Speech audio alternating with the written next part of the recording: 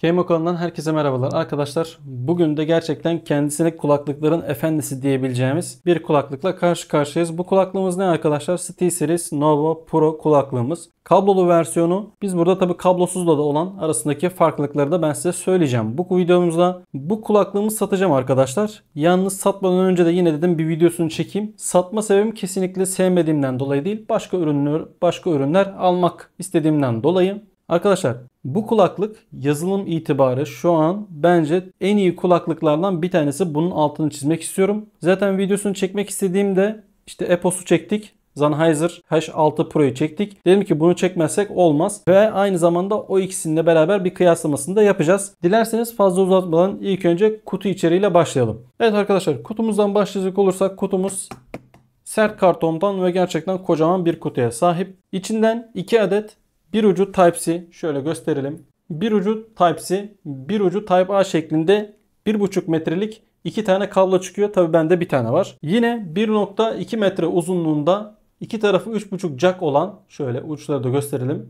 Türkiye'nin her yerinde bulabileceğiniz 1,2 metrelik jacklı ses kablomuz mevcut. İçinden bir adet böyle bir değişik bir kartımız çıkıyor. Çok önemli mi bilmiyorum. Önemli olanları illaki vardır. İçinden bir tane daçımız çıkıyor arkadaşlar. Ben bunu koyarken artık nasıl becerdiysem şu taraflarını çizdirmişim. O da benim beceriksizliğim olsun. Birazcık böyle çizik ama dediğim gibi bu da aynı zamanda öğrenmiş olduk. Çok hassas bir dış yüzeyi var. Yani çizikli bir yapı olmasına rağmen tabii ki de görüntüye herhangi kalitesinde bir engelleme yok. Bir de içinden arkadaşlar şöyle taşıma çantamız mevcut. Kumaş yapımı kaliteli bir çanta, bilginiz olsun. Arkadaşlar bildiğiniz üzere bu kulaklıkta DAC çıkıyor ama o DAC'ı illa kullanmak zorunda değilsiniz. Oldu da bozuldu bir şey oldu direkt anakartınıza bağlayabiliyorsunuz. Yani anakartla bağladığınız zaman teknik verileri farklı. DAC'a bağladığınız zaman teknik verileri farklı. O yüzden iki türlü teknik verisi olacak. Kafanız karışmasın. Dilerseniz ilk önce anakarta bağladığımız zaman kulaklığımızı direkt olarak teknik verileri görelim. 40 mm'lik sürücülere sahip 10 Hz ile 40 kHz arasında frekans aralığımız var. 93 dpi yüksek ses seviyesi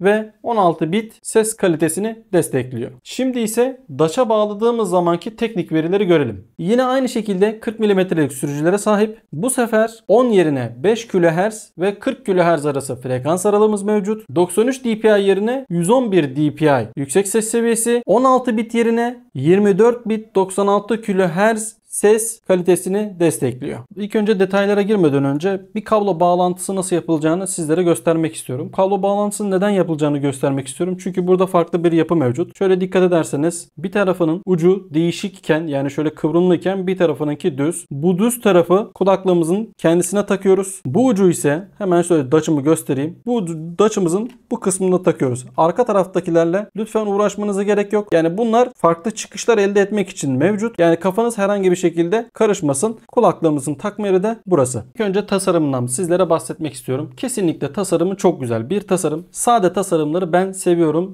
Bilmiyorum böyle daha afilgilli sevenler var mı? 305 gram ağırlığında olduğu için gerçekten çok güzel bir kulaklık. En güzel özelliği ise şu şekil 90 derece dönmesi. Böyle geldiğiniz zaman bunu bu şekil koyabiliyorsunuz. Bu bence gayet güzel. Boynunuzda da çok rahat duruyor. Ben bu açıdan bu kulaklığı çok sevdim. Arkadaşlar tasarımı şu dış çeper hariç şöyle göstereyim. Şu dış çeper hariç arkadaşlar her yer plastik. Biraz eleştirilecek kısım bu. Yani şuradaki eklemlerden şuradaki eklem, sonra buradaki küçük eklemler, şuradaki eklemlerin hepsi plastik olduğu için yani özellikle tam şu kısımdan çatlamalar ve kırılmalar olduğu söyleniyor. Sizin bilginiz olsun, yani ben yaklaşık 8-9 aydır kullanıyorum. Herhangi bir sıkıntı görmedim. Herhangi bir gevşeme de görmedim. Kulak ayarlarımızdan bahsedelim. Kulak ayarlarımız arkadaşlar buradan kademeli olmayan şöyle ittirmeli sert bir şekilde kadememiz mevcut. Ve aynı zamanda buradan da şöyle içini gösterelim.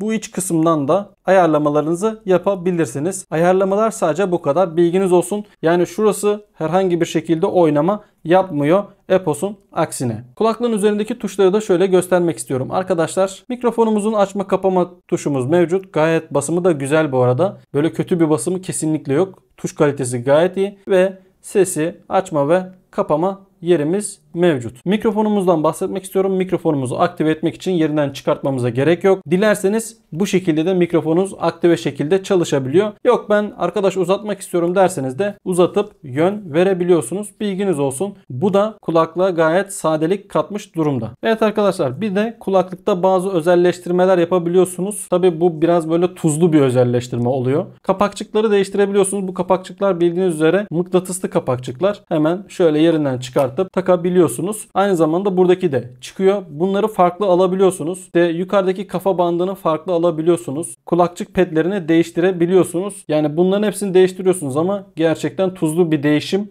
oluyor. Bilginiz olsun. Kulakçık pedlerimizden bahsetmek istiyorum arkadaşlar. Gördüğünüz gibi sürücüleri kapatan bir kulaklık. Suni deri diyorum. Aslında suni deri değil. Bu vegan bir pedden oluşma arkadaşlar. Vegan ne demek biliyorsunuzdur. Hayvansal herhangi bir gıdanın içinde bulunmadığı, ürünün bulunmadığı bir yapı. Yani buna ne denir? Vegan ped diyeyim o zaman. O yüzden şu çatlakların, şurada bazı çatlaklar görüyorsunuz. Sıfır aldığınızda dahi bu çatlakları görmeniz mümkün. Herhangi bir sorun yok. Vegan kalitesinde olduğundan dolayı. Yarı hafızalı, yani şöyle bastırdığım zaman hemen geliyor ama içeride hissedebiliyorsunuz onun yer ettiğini. Aynı zamanda çok yumuşak bir kulaklık ve değiştirmesi de çektiğiniz zaman değiştirebilirsiniz. Değiştirmesi de kolay. Bir de size esnekliğini göstermek istiyorum. Gayet esnek. Hani aklınızda herhangi bir soru kalmasın. Hem sağlam hem esnek, bu açıdan sorun yok. Bir de kablolu ve kablosuz model arasında farklılıkları size söylemek istiyorum arkadaşlar. Kablosuz modeli ile bunun arasındaki çok nadir, çok ender farklılıklar var. Gramajı 305'ti. Onun biraz daha fazla 350 gram, yani bir 50 gram daha fazlası var. Buradaki tuşları söylemiştim. Burada kablosuz modelinde artı Bluetooth'umuz mevcut. Onda Bluetooth var. Bunda Bluetooth ayarı yok. Bilginiz olsun. Aynı zamanda onu da bu tarafı kaldırdığınız zaman şöyle gösterelim. Bunun hemen alt kısmında şarj yerimiz mevcut. Bunda ise şarj derdimiz yok. Bilginiz olsun. Daç kısmında da aslında onda bir farklılık var. Onun daçı biraz daha böyle dik duruyor. Dik durduğu için kontrolü çok daha zor. Bu daç ise böyle daha yatay durduğu için kontrol kısmı daha kolay oluyor. Ve aynı zamanda onun daçı biraz daha uzun, büyük olduğu bu yan kısımdan şarj etme yeri mevcut. Onun haricinde ikisi arasında herhangi bir fark bulunmuyor. Yani kablolu ile kablosuz arasında fiyat farkına baktığımız zaman 5.000 lira değer mi değmez mi? Bu tamamıyla size kalmış. Evet arkadaşlar, burada ses ayarımızı çok hassas bir şekilde yapabiliyoruz. Şu an zaten görüyorsunuz. Böyle çok uzun bir ses aralığımız var ama bu da bize çok rahat bir şekilde ses ayarı çekmemize yardımcı oluyor. Eğer bu ayardan bıktıysanız hemen buradan kulaklığımızdan kısa mesafeli kapatabilirsiniz. Yani buradan da yapabiliyorsunuz, buradan da yapabiliyorsunuz. Mikrofonumuzu buradan da kapatabiliyorsunuz, buradan da kapatabiliyorsunuz. Onu da şöyle göstereyim hemen. Audio ayarlarına gelip mikrofon mute kısmından buradan da kapatabiliyorsunuz. Yani her ikisini de yapabiliyorsunuz. Bu güzel olmuş. Hani buradan boz olsa buradan ayarlarsınız. Yani her ikisi birbirini tamamlıyor. Dilerseniz şöyle sıfırdan başlayıp size göstereyim. Hemen böyle basık tuttuğunuz zaman burada USB input ayarı, burada audio ayarlarımız, equalizer ayarımız, sonarı açarsanız burada herhangi bir ayar yapamıyorsunuz böyle. Çünkü sonar açık ya da buradan herhangi birini seçebiliyorsunuz. Burada gain ayarımız mevcut. Side tone, yani kulaklığımız yan seslerden duyma muhabbetimiz. Mikrofon seviyemiz burası bu kadar. Line out, buraya artı bir şeyler taktığınız zaman bunlar geçerli. Ve sistem ayarlarımız mevcut. İşte burada ışığımızın seviyesi olsun. Hemen şöyle bir tane daha. Burada ekranımızın kapanma saati olsun. Yani 1 dakika içerisinde böyle bir ekranımızda sönme meydana geliyor. Burada hakkında kısmımız, nasıl yapacağımız sisteminle alakalı olan bölüm burası. Tutorial kısmında, reset kısmında burası. Direkt olarak reset atıyorsunuz. Herhangi böyle fazla karıştırıyorsunuz benim gibi. Çıkmaza girdiğiniz zaman bu kısmı da değerlendirebilirsiniz. Bu bölümlerin hepsi arkadaşlar kablosuz modelinde de var. Kablolu modelde de mevcut. Bir de yazılım kısmına geçelim. Yazılım aynı zamanda kulaklık, hem mikrofonunu duyun hem de yazılımını görmüş olun. Dilerseniz geçelim.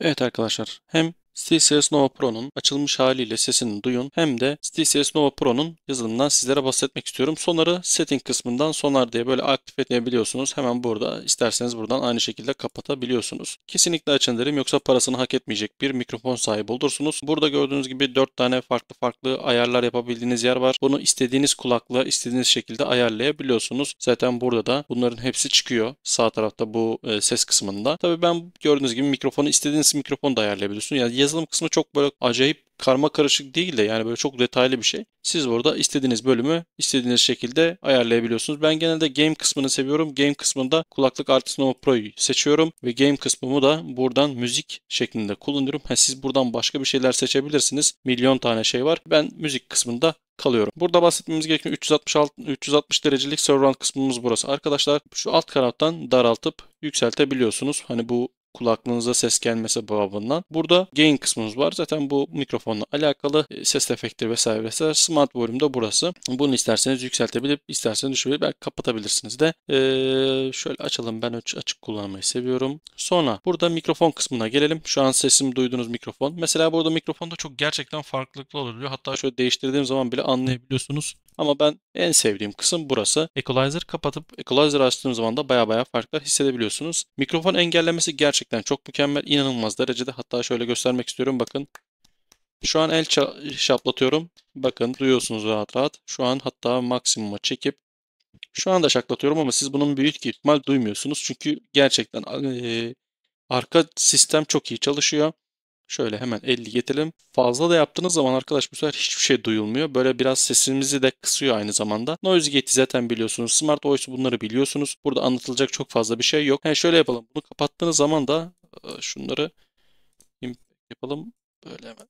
Burada gördüğünüz gibi patlamaları ve yani arka sesi yani fan sesleri ve impact dediğimiz bu klavye tuş basma seslerini engelleyen bölüm yapabilirsiniz. Kesinlikle tavsiye etmiyorum. Açın buradan. Kolay kolay halledilsin. Evet, mikrofon kısmı bu şekildeydi. Fiyatını hak eden bir mikrofon değil kesinlikle. Tabi yorumlar kısmını da siz bunu belirtebilirsiniz. Yani en fazla bu olur tarzında. Bilmiyorum sizin fikrinizden olur ama bence dört dörtlük bir yazılımı, sadece biraz karmaşık. Evet, devam edebiliriz. Bu kulaklığı zaten arayan insanların genelde baktığı şey fiyatıdır. Fiyatları zaten biliyorsunuz. Şimdi böyle bir fiyata sahip olan bir kulaklıktan biz neler bekleriz? Artıları ve eksileri neler? Ben size burada bunları biraz anlatmak istiyorum şahsen. Şimdi gelelim ilk önce eksi kısmına. Arkadaşlar game detch'imiz bozuldu. Yani biz bunu çünkü 1 sene, 2 sene, 3 sene kullanmayacağız. Uzun süreli kullanmak istiyoruz. Game detch'imiz bozulduğu zaman bunu ayrı olarak alacağız. Tabii fiyatı uçuk fiyatlarda, o zaman belki sıfırını alabileceğimiz fiyatlara denk gelecek. Çok pahalı olduğundan dolayı kablolu kullanmak istedik. Kablolu kullanacağımız zaman tek çıkışlı bir kablo olduğundan dolayı ne yapamıyoruz? Mikrofonunu kullanamıyoruz. Yani şunun içine şöyle ayraçlı bir kablo kullanamıyor maalesef. Halbuki bunun fiyatı da çok pahalı bir şey değil. Gelip buna takarsanız kullanabilirsiniz. Ama niye SteelSeries şunu üretip de şunun içine koymuyor? Halbuki kendi sitesinde varken şunu koyabilirdi. Çok fazla pahalı bir şey de değil. Bizden de yüksek meblağda bir para istiyor zaten. Yani bu bence büyük bir eksisi. Diğer bir eksisi arkadaşlar, işte kafa bandı olsun, yan taraftaki kapakçıklarımız olsun, kulak pedlerimiz olsun. Bunlar aşırı bence pahalı. Yaklaşık 1000-2000 liraya tutuyor arkadaşlar. Sadece kulak pedi ile kafa bandı. Yani ben bunlara artısını bile söylemiyorum. Bu bence çok pahalı bir şey. Hani bunun yedek parçalarının ucuz bulamadığınız takdirde şöyle kulaklığımı yenileyim derseniz bir kulaklık parası vermek zorunda kalıyorsunuz. Bir diğer eksikten bahsetmemiz gerekirse kulaklığımızın aslında kendisinde yatıyor. O ne özelliği arkadaşlar? Kulaklığımız direkt olarak game detch'siz 24 bit destekleyen bir kulaklık değil. 16 bit sabit destekliyor. Game detch'e bağlandığınız zaman 24 bit destekleyen bir kulaklık. Bir diğer eksisi arkadaşlar mikrofon kısmı. Kulaklığı kafanıza taktığınız zaman mikrofonu çıkartmak gerçekten çok zor arkadaşlar. Yani burada böyle ellerinize eliyorsunuz ama bunu buradan yerinden çıkartmak için bayağı bir çaba harcıyorsunuz. Hani burada özel şuraya bir çentik vesaire vesaire yapılabilirdi diye düşünüyorum. Özellikle şu alt tarafa en azından yapılabilirdi diye düşünüyorum. Maalesef bunu kafaya taktığınız zaman çıkartmanız çok zorlaşıyor. Evet arkadaşlar, bir diğer eksimiz ise kablosunda. Nedenini söyleyeyim. Kablolu kullanan arkadaşlar bu kabloyu görünce hemen bir hayal kırıklığı yaşıyor. Sebebi ise kablomuzun örgülü olmaması. Ya bunda ne var diyebilirsiniz. Gayet sizin açınızdan mantıklı olabilir. Ama kablolu kullanan arkadaşlar bakın. Bu kablo geliyor buraya vurur, buraya vurur. Böyle açık olduğunu düşünün. Bir yerlere değiyor. Çıplak olduğu zaman siz bunu direkt kulaklığınızda duyuyorsunuz. Bu çok kötü bir insanda haz veriyor arkadaşlar. Ama örgülü olduğu zaman inanın bana bu ses minimümize ediliyor ve neredeyse bunu duymuyorsunuz. Bu yüzden yani bir örgüden mi kaçtım be SteelSeries insan diyor şahsen. Bir diğer eksimiz ise Game Detch'inde arkadaşlar. Gördüğünüz gibi Game Detch'te hani kullanımı engel değil ama şu ön camın eğer benim de başıma gelmeseydi bilmeyecektim. Cam mı? Cam gibi bir şey. Yani cam da değil de cam gibi bir şey arkadaşlar bu. Yani Eğer ben Game Edge'i kullanmasaydım, eğer bu kutusuna koyarken şu çizilme olmasaydı ben bunun bu kadar hassas olduğunu bilmiyordum arkadaşlar. Yani gördüğünüz gibi bu nasıl bir çiziktir ya. Altı üstü bir kutusuna koydum, kaldırdım, sonra video çekmek için tekrar çıkarttım. Yani acayip bir şekilde şu iki kısmı çizik. Kullanımı engel değil. Bakın şöyle baktığınız zaman herhangi bir sorun olmuyor. Ya da uzaktan baktığınız zaman da bir sorun olmuyor. Ama bu kadar hassas olması da benim bir garibime gitti doğrusu. Tabii ki de övmeyi de hak eden bir kulaklık. Nedenini söyleyelim. Bir hi-fi bir kulaklık. Zaten bunu söylememe bile ihtiyaç yok. Çünkü bu kulaklığı arayan, bilen insanlar bunun hi-fi bir kulaklık olduğunu bilir. Aynı zamanda 7.1 olan 360 derecelik surround ses sistemine sahip. Burayı da geçtim. Ben bunu da kullanmadığım için çok da önemsemiyorum şahsen. Değerli bir şey olduğunda inanmıyorum. Ama ana sesi, yani direkt olarak sürücülerden gelen ses arkadaşlar mükemmel. Biraz bas sorunu var. Ama bence o da bu şekilde olmasına rağmen gerçekten bunun kadar temiz ses seviyesine sahip başka bir kulaklık yok. Bunun net altını çizerim. Bir de arkadaşlar Daçı yanında geliyor. Yani baktığınız zaman şu setup'ı kuran başka bir kulaklık bulamazsınız. Buna Sennheiser da dahil. Yani hem kulaklığı verecek hem de size aynı zamanda Daçı'nın yanına verecek böyle bir sistem şu an kurulmuş değil. Bir tek SteelSeries'e dahil. Bir diğer artısı 24 bit 96 kHz ses desteklemesi Daçı'nın. Daç'ın kullanımı gerçekten çok kolay. Kablolu modelinde şu yataylık seviyesi ve sesimizin büyük olması gerçekten çok güzel bir şey. Benim diyeceklerim bu kadar. Beni buraya kadar dinlediğiniz için her zamanki gibi çok teşekkür ederim. Kendinize iyi bakın. Sağlıcakla.